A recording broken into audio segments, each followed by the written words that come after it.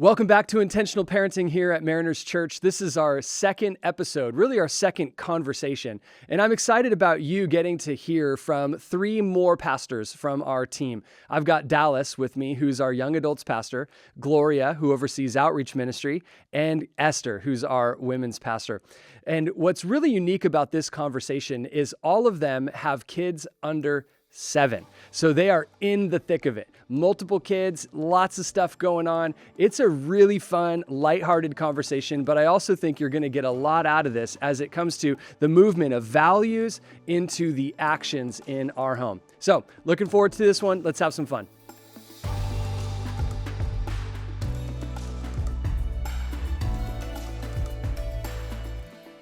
Well, welcome back. I'm so excited about this second conversation. I got some of the best parents I could find in the room, and we are excited about getting into it. Well, 2 of the best. You can decide who those couple are. So we are all pastors at our church, and we all happen to be parents as well. And so I'm really excited about having Esther, who is our women's pastor, an amazing pastor, ministry leader, and wife and mom and all the things that come with that too, which is the reason you're here today. We also have Gloria, who is our outreach pastor and has just been doing an incredible job leading ministry at all of our locations, as well as everything that happens globally as well. A massive role. There is a lot going on as well. And then we have Dallas, who does some things with our young adult community, maybe has one of the fastest growing things on the planet right now. Well done with our Thursday night community. Have fun. Dallas, why don't you give us a little bit of history and then the others will follow. Just how long you've been married, how many kids do you have, all those kind of great things. Yeah. Been married 10 years and we have 2 children. So my wife, Kelly, and I married 10 years. We dated for, I hope Eric doesn't listen to this, because we dated for like 5 years. Oh, no. I know. I'm right there with you, buddy. I'm always quiet right? when that conversation gets brought up. Not 5 months. Right. We 5 dated years. through college. We got a degree. That's different. Gotcha. I think that's different. Yeah. First. And then Is that a little shot at Eric right there? No, I'm just like, we wanted to get degrees before rings. Okay. Like, that was our thing. And then a couple years later, we had our firstborn son. His name is Holland, and he's 7 years old. And then we have Brighton, and she is 4 years old. Amazing. Yeah. Yeah. Awesome. Thank you. So glad you're here. Glow? I'm Gloria. I'm married to Ryan. We've been married for almost 8.5 years. Nice. Together for 13. Okay. And there's we a have, theme. I know, and we have one son who's 7. His name's Alexander. He's awesome. He's super, super fun. But it's also really funny kind of being on a podcast when you've got one little guy, and you're just chugging along, trying to do your best. Yeah. But here we are. Yeah. Hey, it doesn't have to be funny. It's awesome. Yeah. One kid is still Come a kid. on. Yeah. It still makes He's you pretty mom. amazing. And I mean, when there's no other siblings around too, like I still make train tracks. Yep. I am the house Lego builder. that's right. We are out there. We are the other team players when we're doing sports. That's You know, right. we're in it. Yeah. In so many ways, you actually probably play more. Mm-hmm. You are the partner, right? Yeah. So There's you're no one doing else all to the outsource things. it to. So Yeah. so it's That's us. right. It keeps us active though. That's for sure. Yeah. Yeah. That's good. And then Esther? Yeah. I've been married to David for 10 years, and we have a 5-year-old, Kinsley, Yeah. and we have a 1-year-old, Caden. Oh my Yeah, gosh. It's a trip. How long did you guys date for? We dated 11 months and then engaged 10 months. So it's fairly short.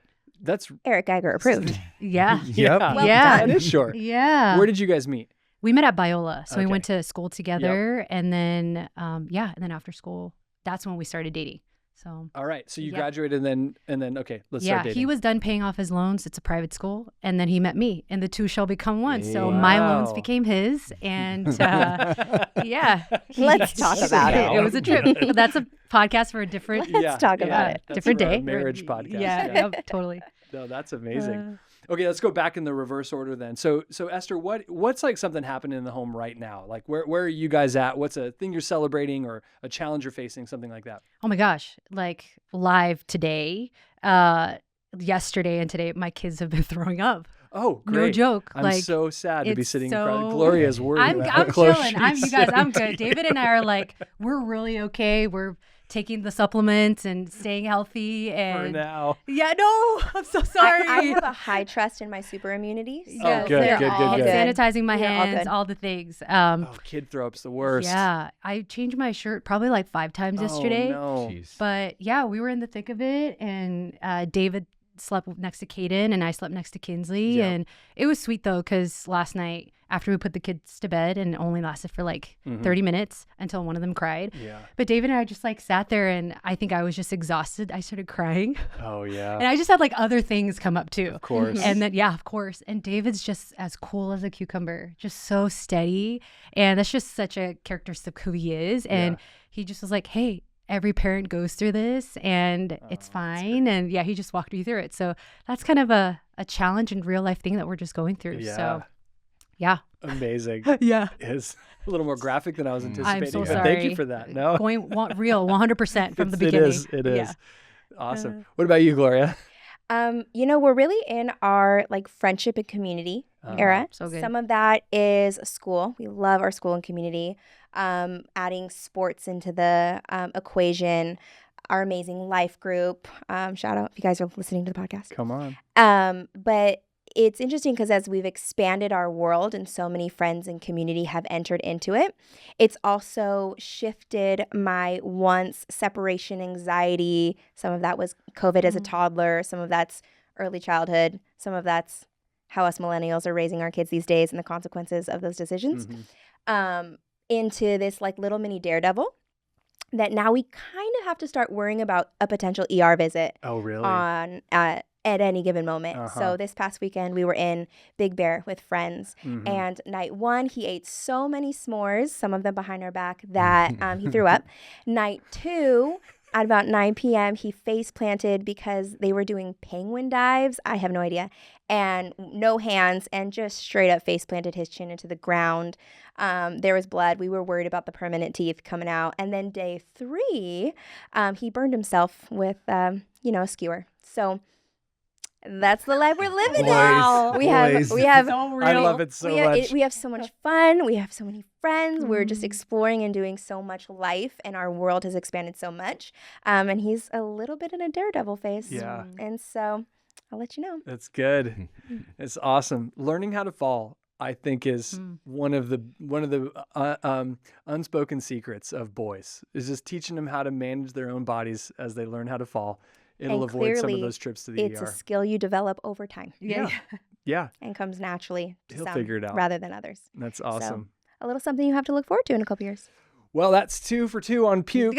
What you got, Dallas? Projectile? No, I don't got any of that. Thank goodness. We're kind of in a similar season, like the community, getting out, doing things. Seeing my 7-year-old son like make friends, talk about friends. Yeah. So fun to like hear the stories. Are they all true? I have no idea. Are all these kids real? We have no idea because just he goes there, comes back, tells us stories.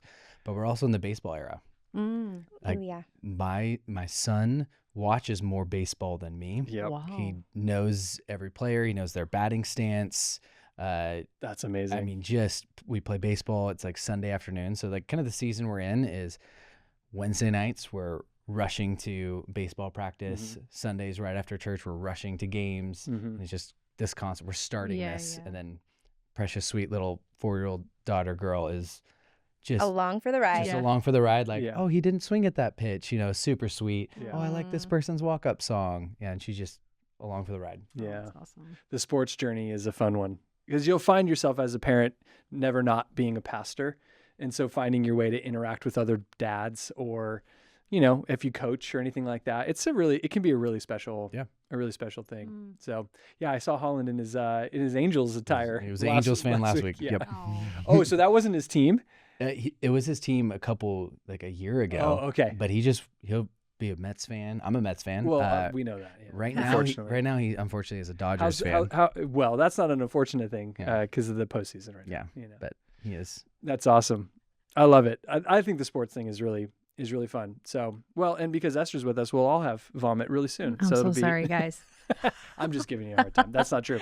Okay, if you think about just things in your home, I'm grateful for the things that right now are happening, both celebrations and also challenges.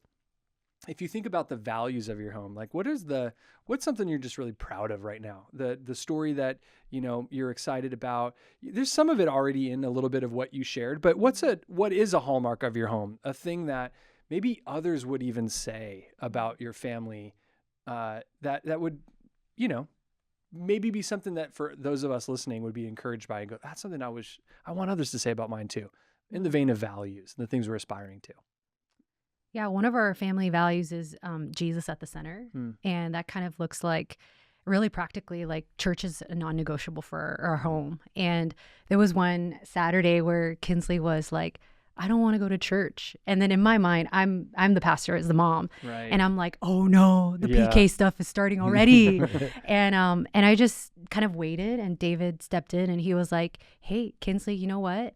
In our family, we value going to church That's awesome. and singing and learning about Jesus with other people. Mm. And because he could have, we could have said, at home, Right. the Bible verses we memorize. And so one of the practical expressions of Jesus being at the center is, church is non-negotiable. And another really cool thing was, as we were, Kinsley just went into kindergarten, and that was kind of like a big step of like going to a new school. And we were really praying through, Lord, where are you? Her personality is like mega introvert. She's super shy, likes smaller classrooms. And but then we were looking at tuition and location and commute. And David and I really prayed through that. And we really tried to put Jesus at the center. And so when we told Kinsley where we felt like Jesus was leading us, she was so initially disappointed because it was a school that most of her friends weren't going to. Oh, right. And then we had learned like she's probably kind of like a highly sensitive child. And I was like, oh no, for the next 3 months, she's going to be talking about it every single day. Sure. But it was really cool because, she was kind of complaining. And then we told her, hey, we were praying and Jesus told us that this is the school that's the best for you. And so she goes, wait, so Jesus told you like this is the school that I am going to go to? And then I was like, yeah, he did. And so we were able to kind of walk her through how we seek God's wisdom and how we listen to his voice and how his friendship is essential for us. And so I think those are like probably 2 examples of how we do try to put Jesus at the center in our decision making. Did for you and or David, was that modeled for you by parents in the home that you grew up in?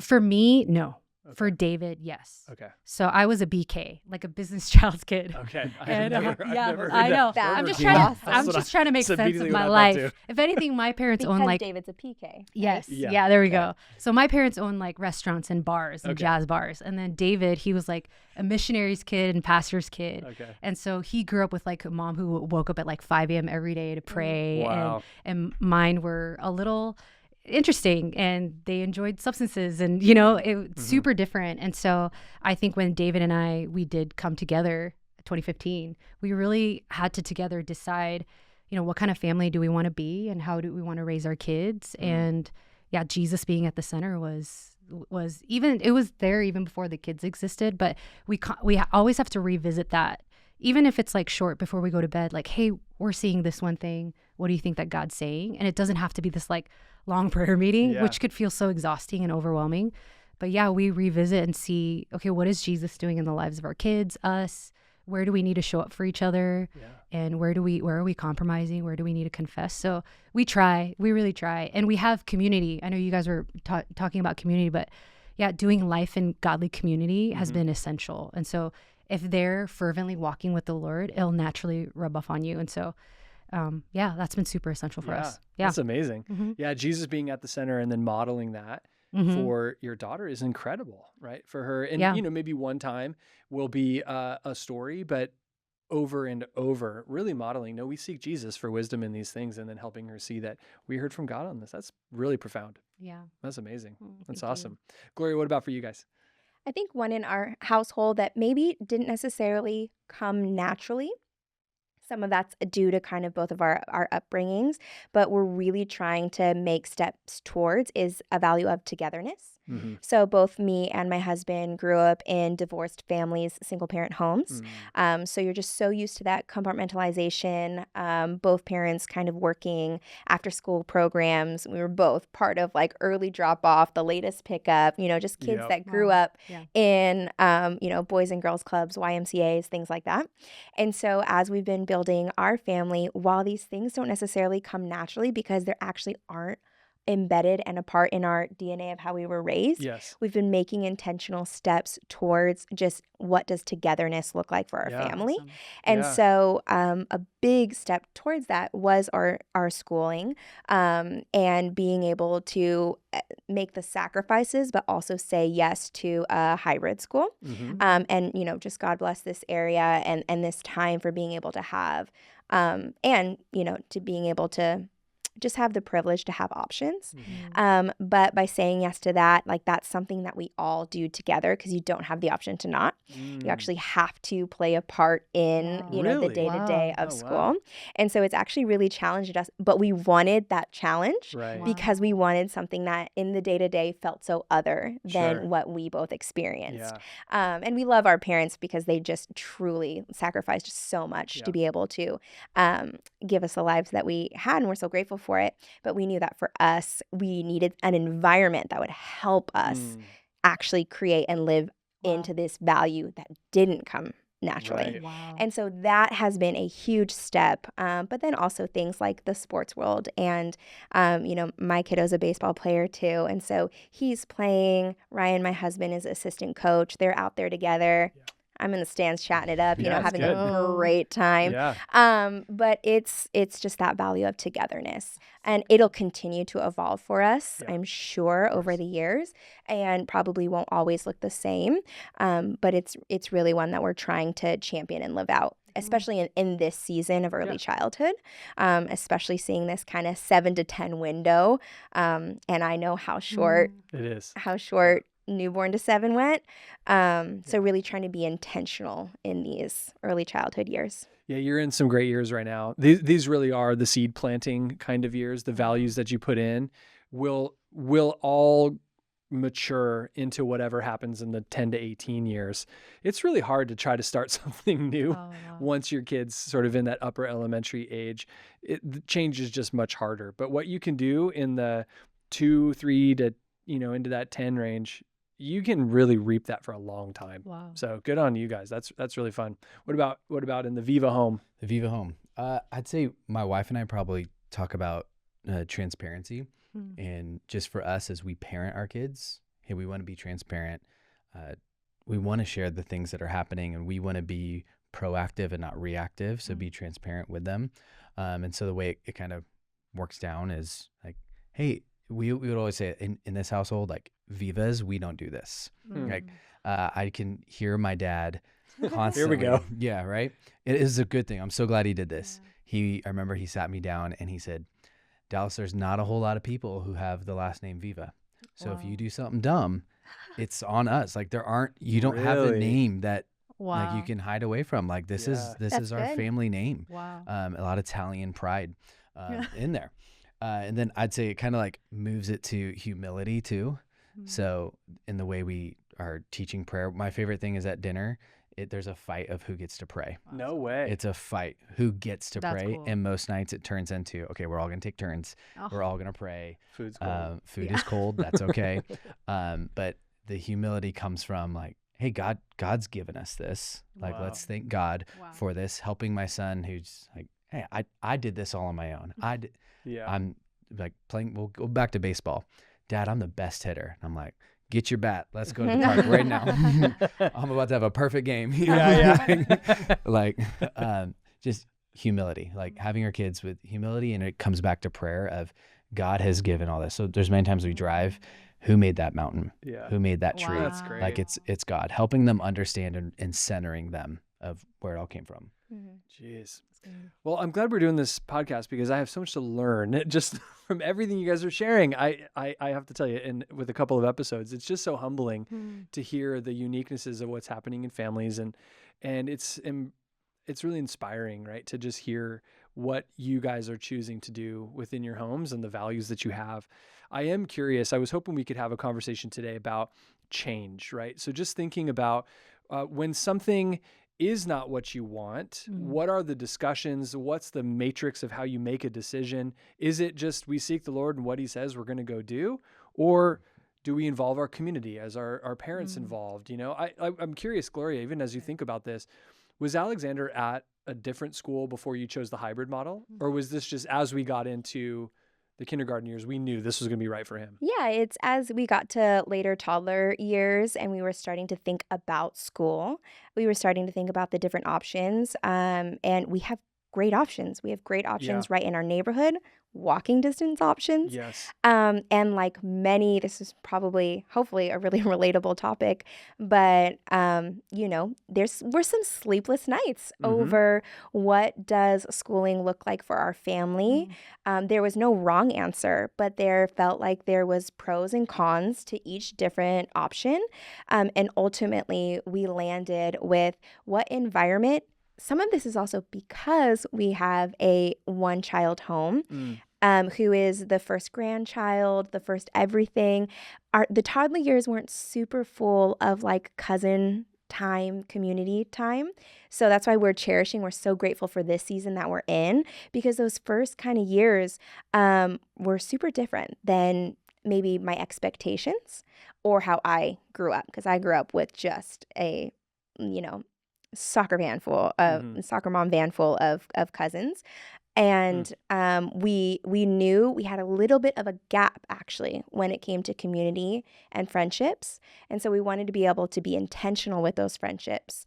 And we're so grateful where we've landed. Him and about 10 other students have been together since TK. Oh, wow. So we're in first grade and they're in their third year together. And it's been birthday parties and memories and camping trips and above and beyond everything that we've wanted and hoped for. Wow. And I know that, different families, different choices, it really does kind of stand in a gap a little bit for us in that family and community, especially family of believers, because there's not a ton of Right. believers in our families. So yeah, that's kind of how we made that decision together, Yeah. and we're so grateful for it. Yeah. No, that's excellent. That's a beautiful picture of being able to find the community and to invest in that in such a way that, this is going to be not just great for Alexander, but for your whole family too. It's awesome. Dallas, what is your appetite for change? What I know about you is that you are steady and consistent. You like the way the thing is. Yep. What is your relationship with change? Change. I have to know all the reasons why. Give me a spreadsheet, like, why are we making this change? And there's things that we've had to navigate through, different school of like, we have to make a change, the whole season in kindergarten of making a change and realizing like one of the things that I struggle with is bringing people in. I like to think, I can whiteboard this session out. Sure. So I low attachment to others. So I like to think I can do this. I got this. So that was the first time where I went to a whiteboard. I was like, I'm too emotionally invested in this. Really? I can't do this on my own. I can't. And it was weird, like going to my life group and we prayed and they followed up and they prayed and prayed and prayed. Yeah. And they asked us so many questions. And I'm like, why do you guys care about this so much? And it was so beautiful, like such a beautiful glimpse of heaven to have people with you. So even how we worked it out with like changing behavior is like there were some behavior issues. So one of the things we're trying to like aim on the positive side of that, of helping a child see. So I always point to his chest. I'm like, hey, who lives in here? And we always go back to Jesus lives in here. So what do we do? That's the question I ask next. And he says, show the world. And then we say, how do we show the world? And then I let him like, who knows what's going to come out of his mouth, but like helping him constantly see that. I probably will spend more time on my son, more afraid of my daughter. She's a mama's girl, like independent woman. She's great. And I just spend so much time with my son and active parenting right now. It's so fresh. So yeah, that's kind of how we're navigating change throughout the seasons. What's Kelly's part of that? So you want to make a change. You have a thing, Holland, maybe some behavior stuff you mentioned. Yeah. Something needs to change. Does she go, well, let me know what you decide? No. No. Oh, okay. No, I didn't think so. No, no way. Sorry, Kel, if you heard it that way. No, it's she the two did write of us. in, and I wanted to read a couple of quotes. No, it's the two of us. It's the two of us making that decision together. And many times it's, how do we want our kids to to be, like years down the road? How do we want them interacting with people, with family? Who do we want them to be? And we're not seeing that here. So she's really great at more of the emotional side of it, of helping me get there. And she has incredible parents, grew up in an incredible home. Her family's the most patient family you've ever met. If you were telling a story at Thanksgiving dinner, they wouldn't eat until you were completely done. Wow. And it could be 3 hours. Like they, just what she grew up with her family. And so there's so much wisdom there that she gets to share. But we sit down together. There's certain times we have these conversations. We're not having how do we parent our kids conversations on date nights. Right, like right. that's an off topic thing. But as we're thinking through this, like even just this week, there was a night at home where we put the kids to bed. All right, what do we want our kids? How can we parent our kids better? And it was all about transparency. How can we be more transparent? Because what happened this week was my son came home from school and he showed me his middle finger. And he said, "Dad, did you know when you raise your middle finger, this means the F word?" And we just sat there like, how do I respond? How do I respond? How do I respond? Boys are awesome. Boys. So we were. Did he know what the F word was? He did not know what the F word was. No, just someone told him that. And so it just led us to a parenting conversation. Okay, how are we going to parent through this? And the highest compliment my wife gave me is like, "Hey, great job, like not reacting." I was like, "You too." Like with laughing or with rage. Right. Either one. Oh gosh. The art of not reacting could be its own. Yeah. Yes. Oh my gosh. Oh, I'm the worst. When even now, I mean, my 14-year-old, he is quick-witted and he'll say something and I can't not laugh. To get the eyes from Kim, like, you are enabling this right now. Yeah. Yes, I. Yep. Wow, that's a big moment though. Yeah. We're Both the transparency and the middle finger. Yes. Yeah. Yeah. So those are the conversations her and I are like, no one prepared us for this. Yeah. Like we didn't know this was going to Oh my happen at gosh. 7. And how do you want to do this like going forward? Yeah. Like how we do But this? even the going for someone like you, who a lot of us are like that. I can figure this out. I can make it happen. I'm addressing an issue. We're going to make a change. To involve your community, to think, okay, I'm going to take a run at it, but then I'm also going to ask for prayer. When someone checks back in on me, I'm going to be vulnerable and honest about what I'm feeling. I'm going to allow the influence of others to help shape this decision. That feels like a big moment for you. It's not what I normally do. It's not how I'm normally wired, but it's helped because that's not the last moment since that happened.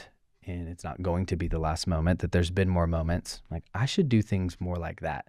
It requires a level of vulnerability and honesty just to bring it up in group time, to put it in the group chat, to ask for prayer. But then I think, I'm like, when my life group puts something in the group chat, I'm stopping. I'm like, oh, we're praying for that? You got it. Like right now. Right. And sometimes I think in my head, oh, they wouldn't do that for me. But it's a lie. It's a lie. It's an absolute lie. And it's already been disproven. Yeah. Yeah. Esther, what about for you and David? Is there anything that that you have gone through, like change that you've led through, or even something now that you're kind of feeling like, okay, this is something I'm hearing and maybe we need to consider for our future? Yeah, I don't think David and I are great with change. Honestly, we're really not. And so and also like Kinsley and Caden are so different. There's a pretty decent age gap. They're like 4 years. And then having a girl and then a boy, oh my goodness. Like, I don't know if he had Red Bull as soon as he was born. Like they're like a trip. Yeah. Like as soon as they wake That's up hilarious. to the moment, like he's like banging the wall, like with his feet and his arms, and then he'll like knock out. Yeah. And so, yeah, but I think like there's 2 things that come to mind. Like one for me personally, like my mind's always rolling with like how to, just thinking about the kids. And a part of it is like, I want to help and support them and who they are, especially Kinsley right now at 5, but also like the annoyance level, to be transparent, and like the frustration or the overstimulation usually gets a cap that I'm like, oh gosh, I need wisdom. Like I need some kind of reframing, new language, more understanding on how to regulate myself and where am I being triggered. So honestly, that's usually what happens. And I think one that's been super essential for me is like other moms who are godly and seasoned. Like it's been huge. Like in this season, I could think of 3 women in particular. Like Kay's been one, and it's cool because all 3 women have observed my child. So it's cool to see not just like me telling them about her, but Susie, Kay, and Catherine, they're like, oh no, Kinsley's like this. You don't need, she's fine. She's just, if she's playing by herself and she's content, you don't need to worry she won't make friends or things like that, Right. that I feel anxious about.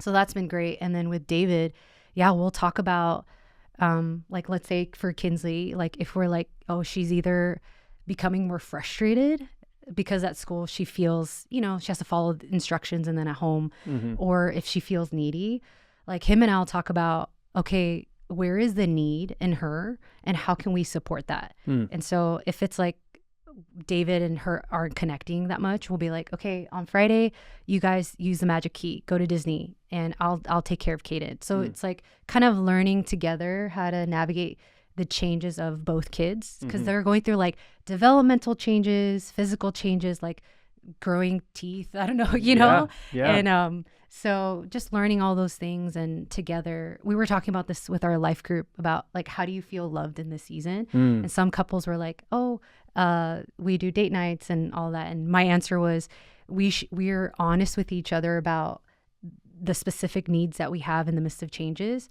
And when we see the other person accommodating and supporting that, like, okay, you go with Kinsley, I'll be with Kaden. Like when we see each other do that, we actually have the internal intimate strength to be able to combat those changes and not feel like eaten up by it. Yeah. Are you able to observe those in each other, or is it how much of it is I need to just articulate and communicate a need that I have or space that I need or whatever it is? Yeah, I think each situation is so different. Sure. Sometimes it'll be a kid that falls sick, or an observation from teacher at school, or me observing one of them at the playground, or if David's more tense. So it's just, there's always change. Like I remember one of my professors at school, she said, the husband you say goodbye to in the morning is different from the husband that you say hello to when he comes back from work, because he had that many interactions. And it's the same for our kids. And so not that so much has changed, but I think like being aware of, okay, what was their day like? And I think maybe David's really great at, like, as soon as I come in the house with the kids, he'll always ask, how was your day? And it's this like really consistent go-to thing. That's great. That, and I feel permission to kind of be honest. And sometimes we'll say like, it was a 9 out of 10. Yeah. Or I only have 20% energy left. And he'll be like, okay, I'll give you the 80.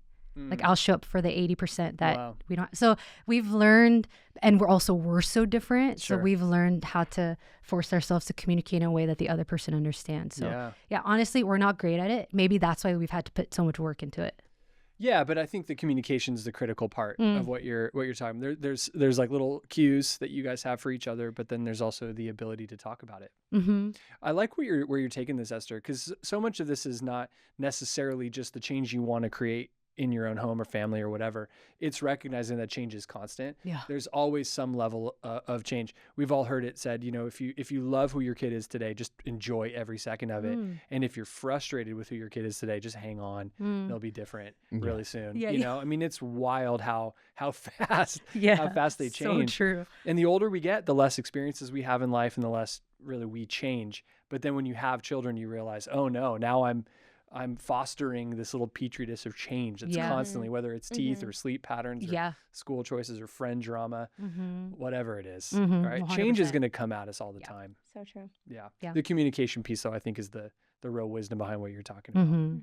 Yeah. And even having a husband who, when you come home, David says, how are you? How was the day? Yeah. For him to ask you before you even have to step in is a huge, what a gift that 100%. is. Yeah. Yeah, that's amazing. Are there any areas like inside of your family right now, as you're just kind of looking at the values that you have, whether they're stated or they're just experienced, is there any value that you're feeling, I really want this for my family? Like there's an area where you're going, this is a thing that I can admit I want us to be just a little bit better kind of in this area. Anything come to mind? Oh my gosh. That was a hard How many question. can we pick? No, seriously. 15 or Which 20. one? Yeah. I think I immediately thought of like hospitality. Okay. Yeah. Like would love to, like just even how Eric and Kay, how they lead, and you're always welcome. People are always welcome at their home. And when we have people over, we give it our absolute best with cleaning and Sure. all of that. And it's just to have a joyful part. It's almost like you get through it and we're like, put the toys away, like put Mm-hmm. Sonic over there, Yeah.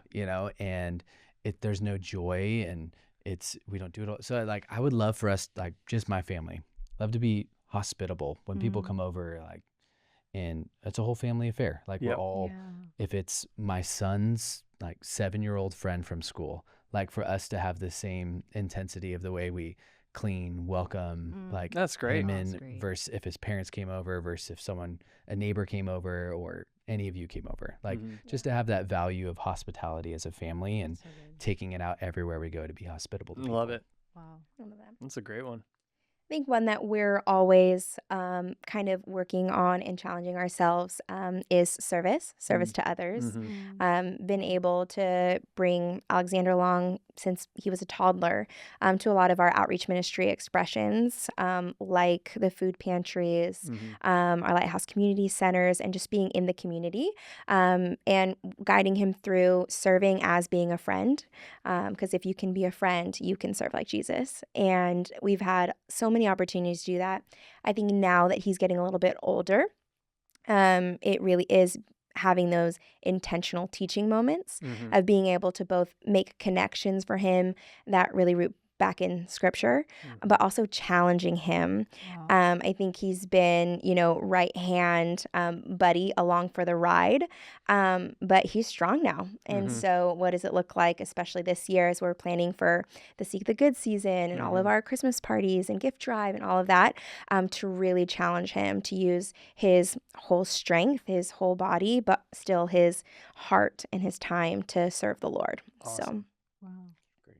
Yeah, those are fantastic. That's great. I think a little bit kind of piggybacking off Dallas, like I think something I have to admit is like I'm so much more intense at serving at work than sometimes I serve at home. Mm.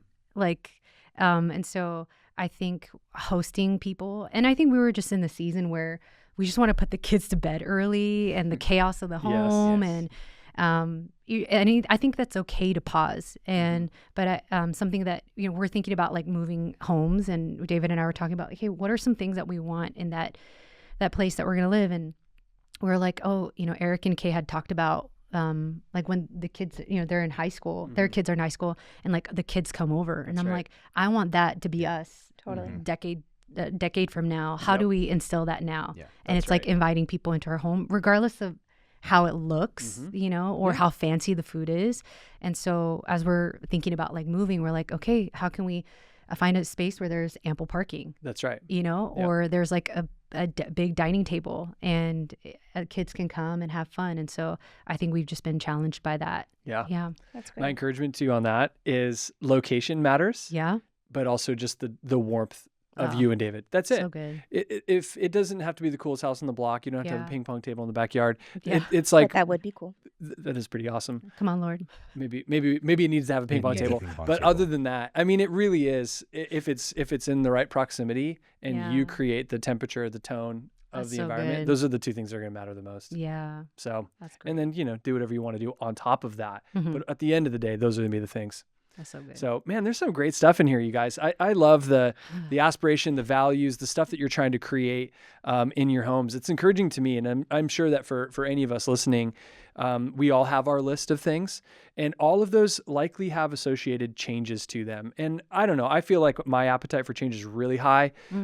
Dallas's might be really low, but the reality is we're going to inevitably face changes. Yeah. And knowing that you can face them well with wisdom and community. That was a huge theme today, but you can also create them with wisdom and community. That's you great. can choose a different place to live or choose to make teaching moments like with great wisdom. So it's awesome, you guys. Well, I'm really grateful. Thank you guys for giving some time to the amazing parents of our church. And I can't wait to have you guys back on at some point. There's Thanks so for much good having stuff us. here. Yeah, thank you. Awesome. Amazing. Well, hey, thank you so much for checking out episode 2. We have a lot more coming. Thank you so much for being with us today.